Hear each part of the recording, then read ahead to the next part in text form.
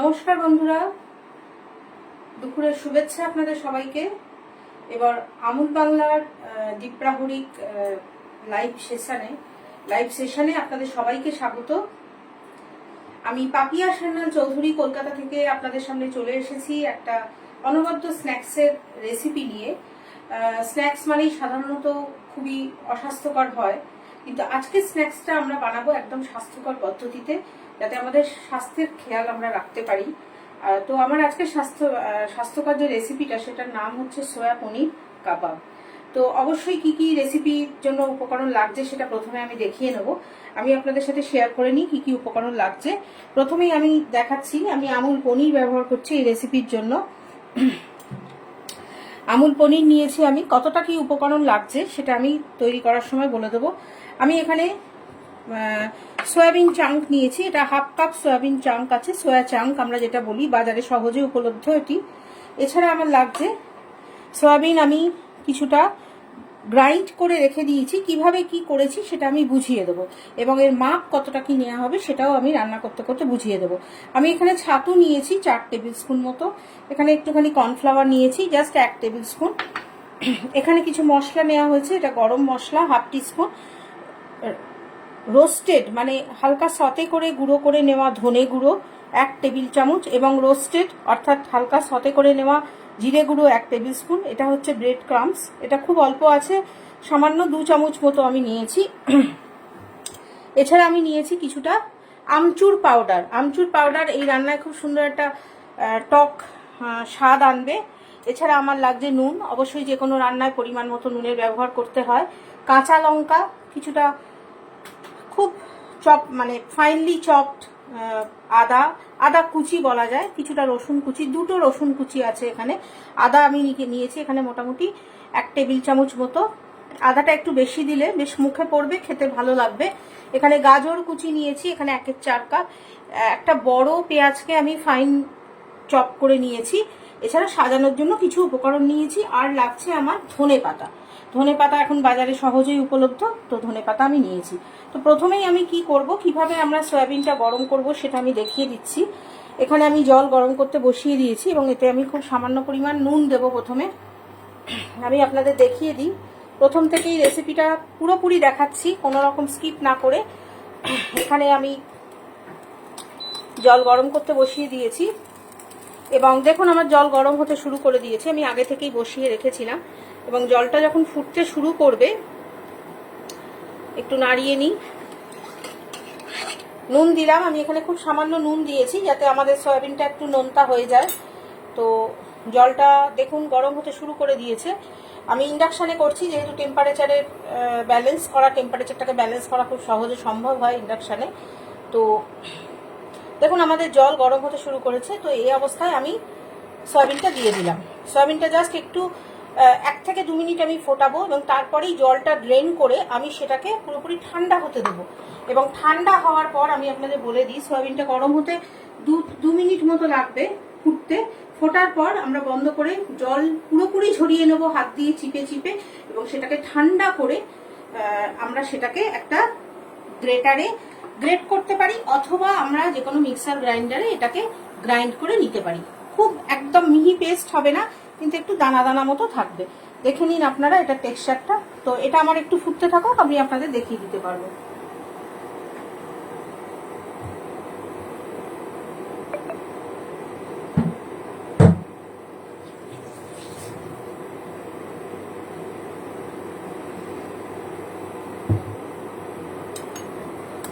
Soybean আমরা জানি ভালো মতো ফুটে গেলে প্রায় ডবল হয়ে যায়। এখানে আমি হাফ কাপ নিয়েছি।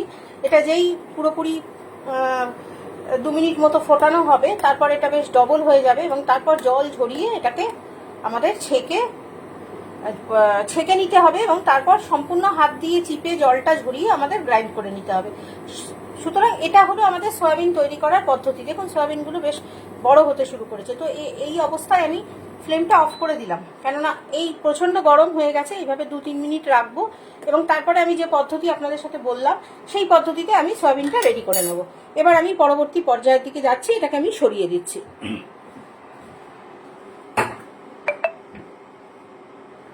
তো পরবর্তী পর্যায়ে আমি কি করব আপনাদের দেখাতে থাকি।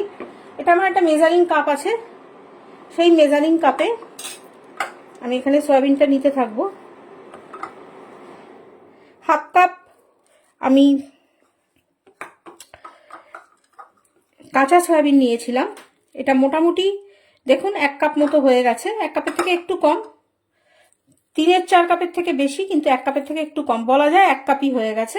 তো এই 1 কাপ এটাকে আমি নিয়ে নিলাম, এবং এর সাথে একই পরিমাণ পনির আমি নেব।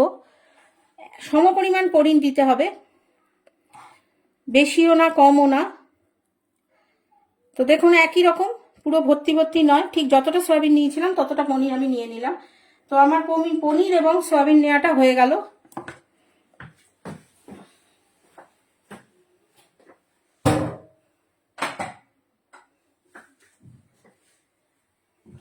এবার এটাকে আমি খুব ভালো করে প্রথমে দুটোকে খুব ভালো করে মিক্স করে নিতে হবে হাত দিয়ে।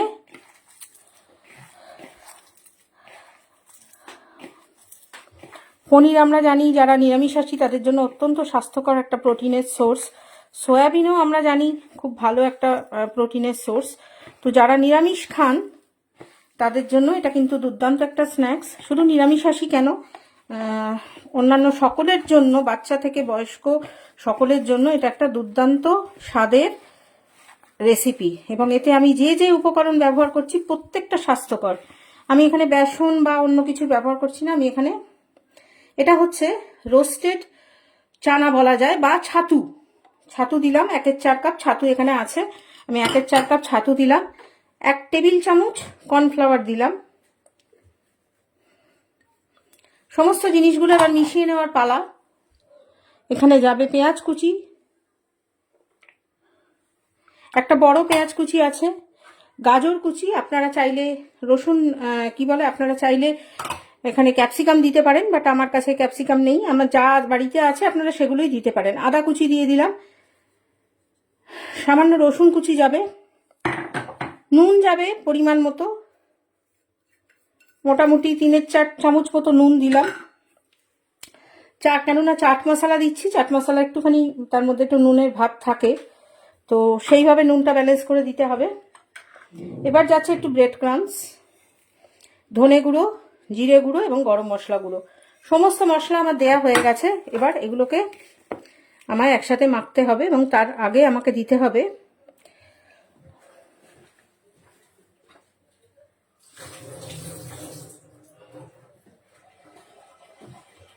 আমি এখানে আমার প্যানটাকে আগে বসিয়ে দিই, কেননা প্যানটা গরম হতে থাকুক। খুব সহজ রেসিপি, খুব সহজে আপনারা বাড়িতে বানাতে পারবেন। এবার দেব কিছুটা ধনে পাতা কুচি করে।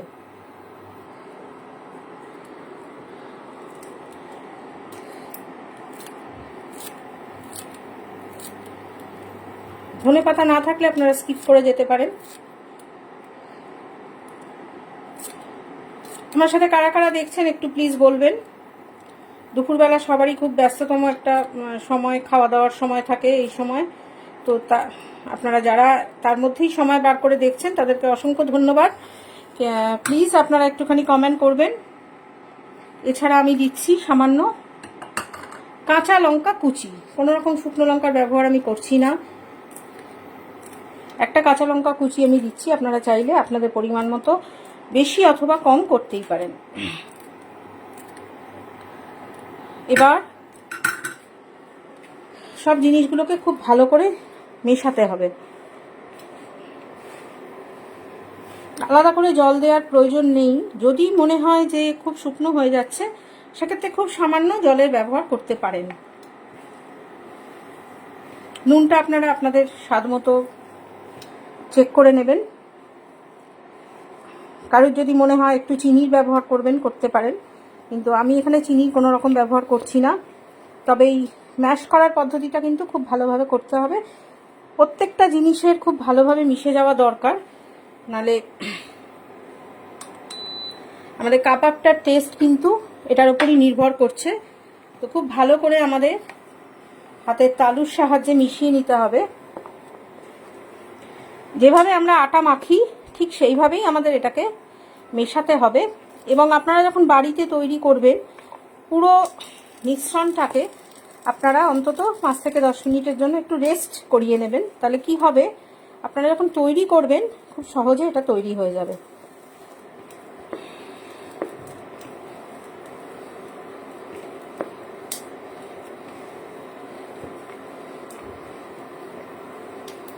মিশে গেছে, মোটামুটি মিশে গেছে। এবার এটা থেকে আমি ছোট ছোট টিক্কি বা কাবাবের আকারে এটাকে গড়ে নেব।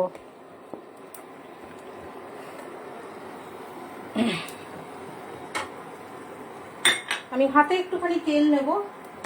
আমি এখানে সাদা তেলের ব্যবহার করছি রান্নায়, আপনারা চাইলে সর্ষের তেলও ব্যবহার করতে পারেন।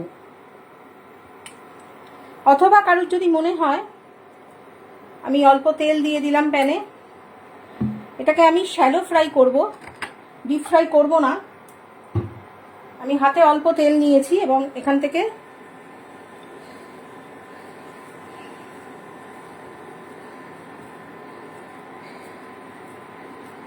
ছোট ছোট বলের সাইজে প্রথমে গোলাকার একটা বল বানিয়ে নেব।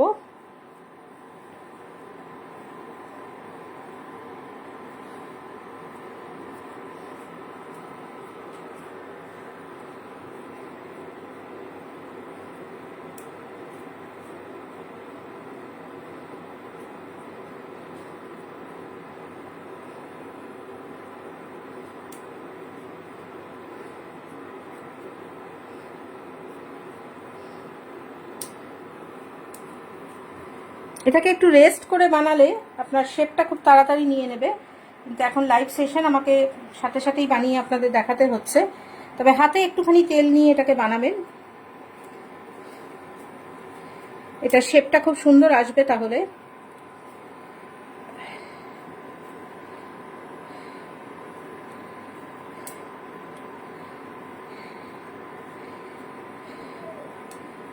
কোনো রকম অস্বাস্থ্যকর উপকরণ এখানে দেয়া হয়নি, প্রত্যেকটাই খুব স্বাস্থ্যকর উপকরণ দেয়া আছে।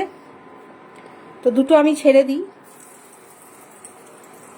এবং আরেকটি টিপস আমি দিচ্ছি, এই যে কাবাবগুলো আমি বানাচ্ছি, এগুলো বানানোর পর আপনারা ফ্রিজে 15 মিনিটের জন্য রেখে এটাকে বানাবেন। তাহলে কি হবে, তেলের অ্যাবজর্পশনটা খুব কম হবে। ফ্রিজে যদি বানিয়ে 10-15 মিনিট রেখে আপনারা করেন, বা এভাবে বানিয়ে আপনারা কিন্তু স্টোর করেও রাখতে পারেন কয়েকটা দিন। যে বাড়িতে ধরুন কোনো অতিথি এলো, তখন চট করে আপনারা বার করে এটাকে শ্যালো ফ্রাই করুন বা ডিপ ফ্রাই করুন, করে আপনারা অনায়াসে দিতে পারেন। এটা খুব সুন্দরভাবে 1 থেকে 2 দিন কিন্তু ফ্রিজে থেকে যাবে।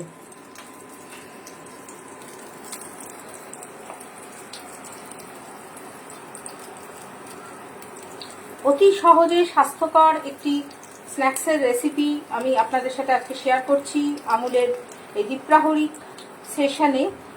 আশা করি আপনাদের ভালো লাগছে আমার এই রেসিপি। খুব স্বাস্থ্যকর একটা স্ন্যাক্সের রেসিপি এবং চটজলদি স্ন্যাক্সের রেসিপি। এখানে আমি ছাতুর ব্যবহার করেছি, এখানে আমি পনির, সয়াবিন চাঙ্ক থেকে গ্রেট করে বা গ্রাইন্ড করে যে সয়াবিন হয়, আমি প্রসেসটাও আপনাদের দেখিয়ে দিয়েছি, সেটার ব্যবহার করেছি। তো টোটালি এই রেসিপিটা একদম স্বাস্থ্যকর রেসিপি, এখানে কোনো রকম অস্বাস্থ্যকর উপাদান নেই। আপনাদের বাড়িতে যদি ছাতু না থাকে সেক্ষেত্রে কি করবেন, সেক্ষেত্রে বেসনকে আপনারা একটুখানি রোস্ট করে নিয়ে বানাতে পারেন, কোনো অসুবিধা নেই। তবে হ্যাঁ, বেসনটাকে একটু রোস্ট করে দেবেন, তাতে স্বাদটা বাড়বে।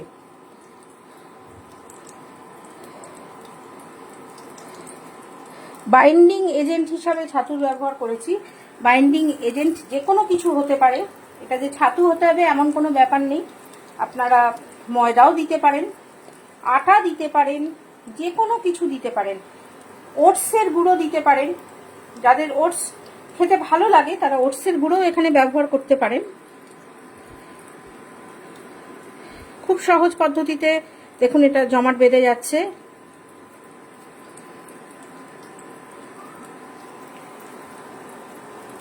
তো এই কটা আমি বানালাম।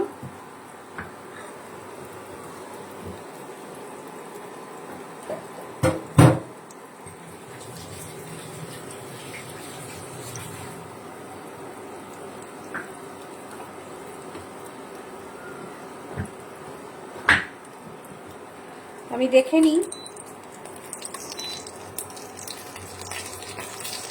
দেখুন একটা পিঠ বেশ লালচে হয়ে গেছে।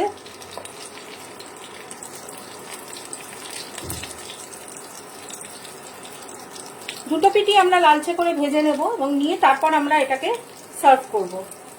সার্ভ করার জন্য আপনারা যে কোনো ধরনের ডিপ ব্যবহার করতে পারেন। আপনারা চাইলে দই দিয়ে ডিপ তৈরি করে ব্যবহার করতে পারেন, অথবা স্যালাডের সাথে এটাকে ব্যবহার করতে পারেন। দুভাবেই এটা কিন্তু দারুণ লাগবে।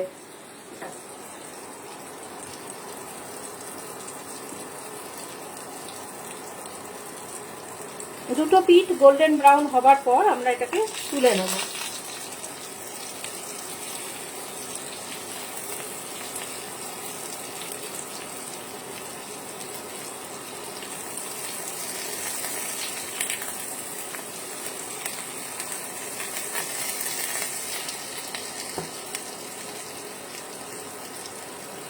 এটাকে আমি প্রথমেই বলেছিলাম একটুখানি রেস্ট করে ভাজার জন্য, কেননা রেস্ট করে ভাজলে ডোটা খুব সুন্দরভাবে ফর্মেশন হয় ডোটার, এবং তাতে আপনি যে কাবাবটা বানাচ্ছেন সেটার ফর্মেশনও খুব সুন্দরভাবে হয়।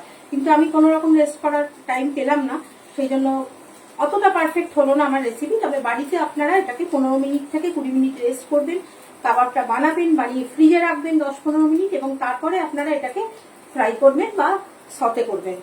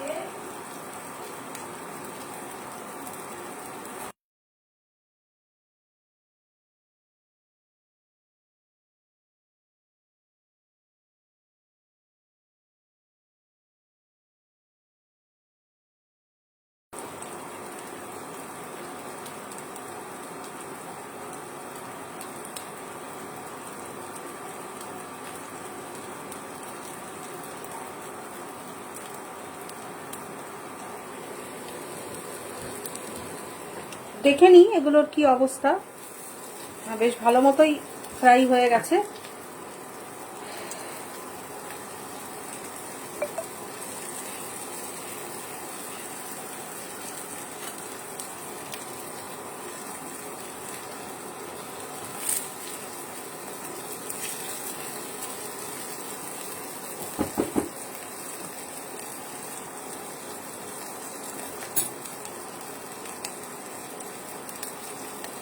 আমি ফ্লেমটা অফ করে দিচ্ছি এবং এগুলোকে আস্তে আস্তে তুলে ফেলছি।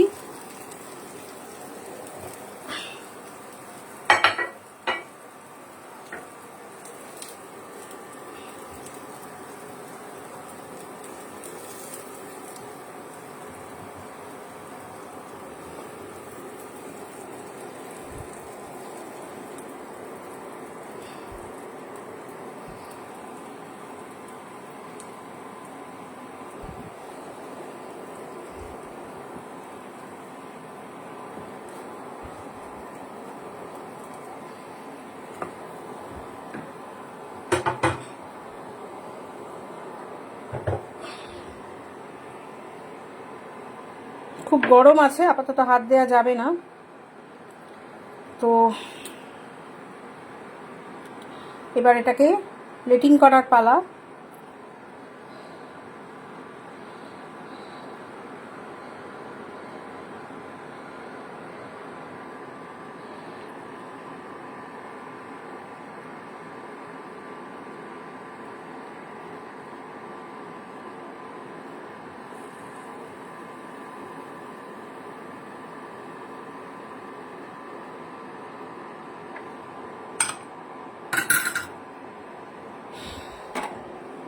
তো আমার সোয়া পনির টিক্কি বা সোয়া পনির কাবাব রেডি হয়ে গেছে, একদম খুব সহজে রেডি হয়ে গেছে। আমি যে প্রসেসগুলো আপনাদের বললাম সেগুলো আপনারা ফলো করবেন, তাহলে অতি সহজে আরও সুস্বাদু রেসিপি আপনারা বানাতে পারবেন। এখানে লাইভ সেশনে আমি যতটা করা সম্ভব সেভাবে করেছি। আপনারা পুরো ডোটা বানিয়ে সেটাকে বেশ কিছুক্ষণের জন্য রেস্ট হতে দেবেন, কেননা এর মধ্যে ছাতু দেওয়া আছে, কেননা এর মধ্যে কিছুটা কর্নফ্লাওয়ার দেওয়া আছে। এগুলো সমস্ত মন্ডটা ঠিকঠাক ফর্মেশন হতে কিছুক্ষণ টাইম লাগে। 10 থেকে 15 মিনিট আপনারা ওটাকে ফর্মেশন হওয়ার জন্য দিয়ে রাখবেন, তাহলে দেখবেন খুব সুন্দর ডো তৈরি হবে। এবং তারপরে কাবাবটা তৈরি করার পর সেটাকে ফ্রিজে 10 থেকে 15 মিনিটের জন্য রাখবেন এবং তারপর ফ্রাই করবেন। খুব সুন্দর কাবাব আপনাদের তৈরি হবে। তো আমার রেসিপি একদম রেডি হয়ে গেছে। আপনাদের সকলের জন্য আজকের রেসিপি।